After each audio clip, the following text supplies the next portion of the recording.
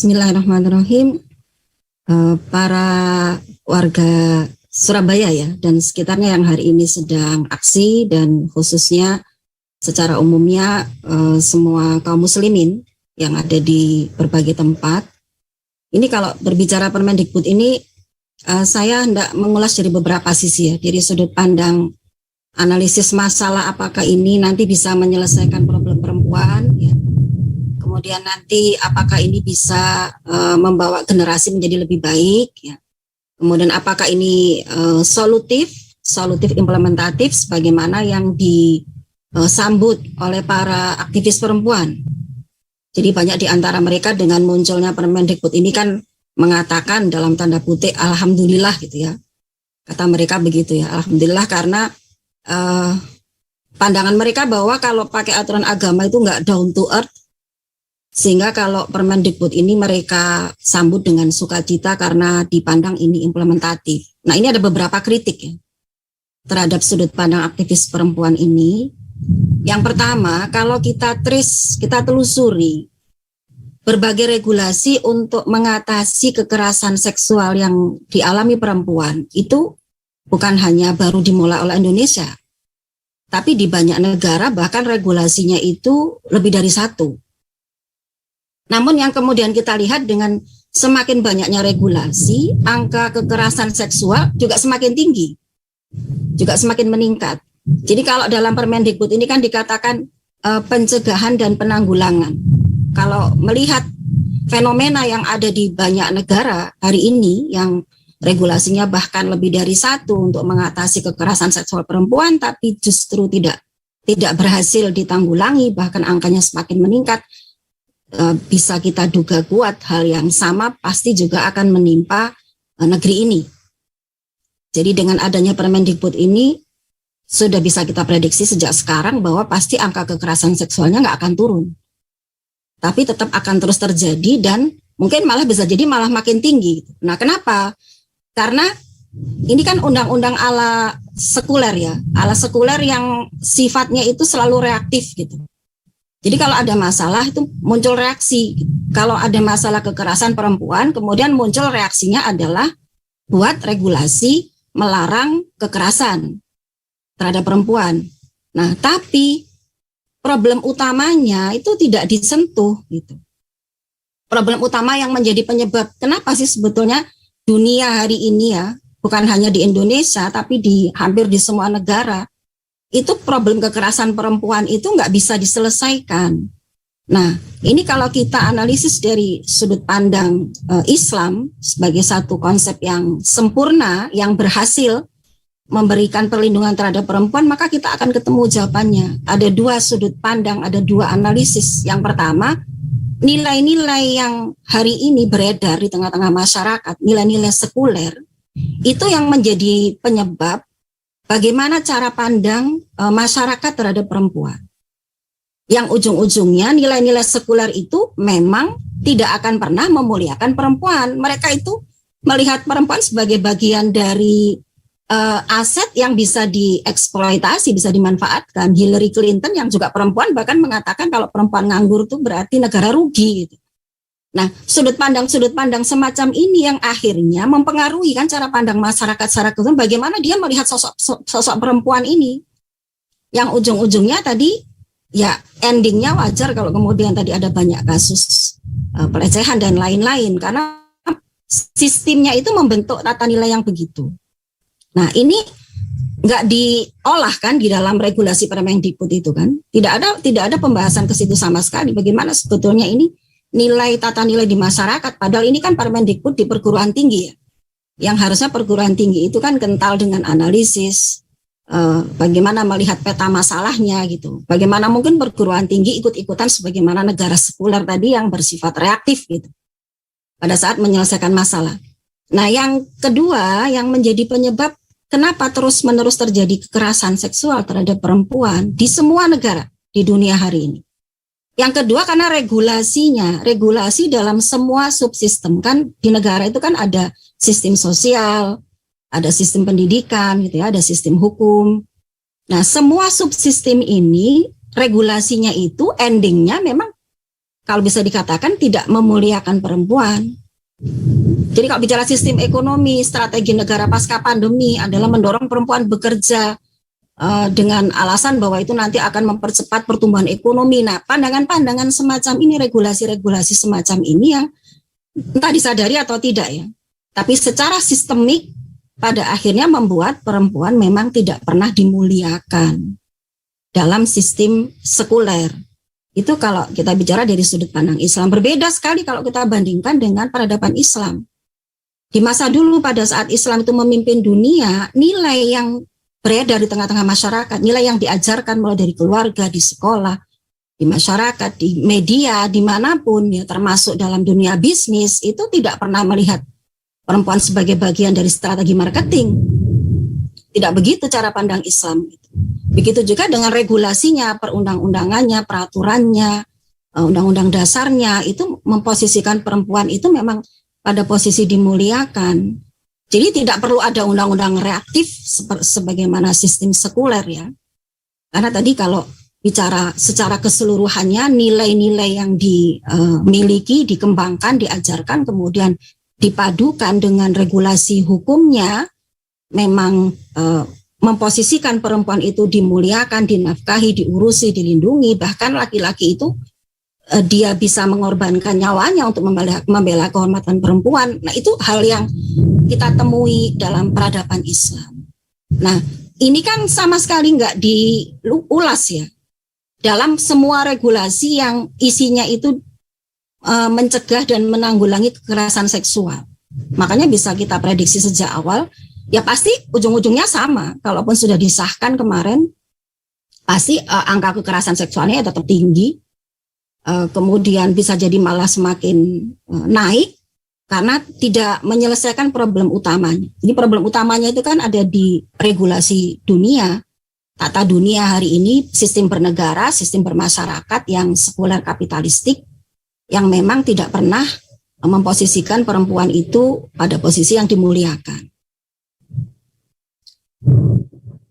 Demikian. Saya lanjut analisis dari generasi atau bagaimana? Ya, baik Bu. Nah, sebentar ini kita juga menunggu sambungan dari tim kami yang ada di lapangan. Apa sudah terkoneksi teman-teman panitia di sana? Nah, kalau belum kayaknya masih belum.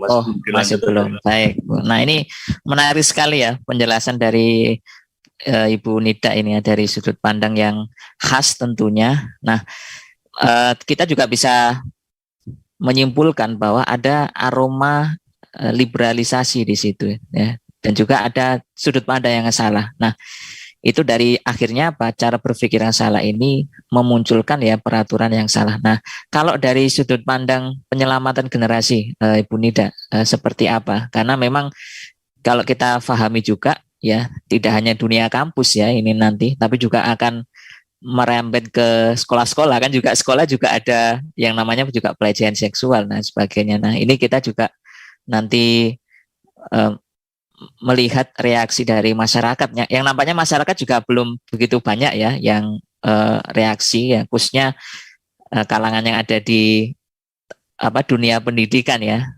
Itu kebanyakan ada masih di luar ya, seperti ormas ataupun juga kelompok-kelompok yang selama ini memang konsen terhadap pelindungan generasi dan khususnya umat Islam. Nah, kalau dari sudut pandang pelindungan generasi seperti apa, Bu Nida? Iya, kalau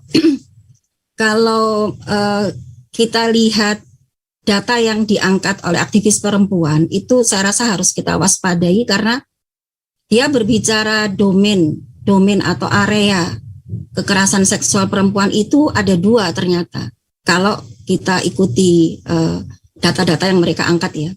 Jadi yang dimasukkan dalam area kekerasan seksual itu ada dua macam. Yang pertama memang bisa jadi memang ada pelecehan secara fisik. Secara fisik memang ada pelecehan.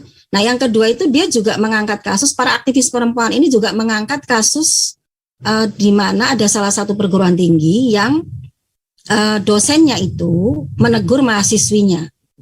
Dosennya itu menegur mahasiswinya karena berpakaiannya itu kurang sopan. Ya mungkin terlalu seksi lah begitu. Nah, ketidaknyamanan yang dirasakan oleh si mahasiswi ini itu ditampung sebagai aduan bahwa telah terjadi kekerasan terhadap mahasiswa tersebut. Nah, artinya kalau kita lihat di sini kasus yang mereka angkat itu ada 2 area.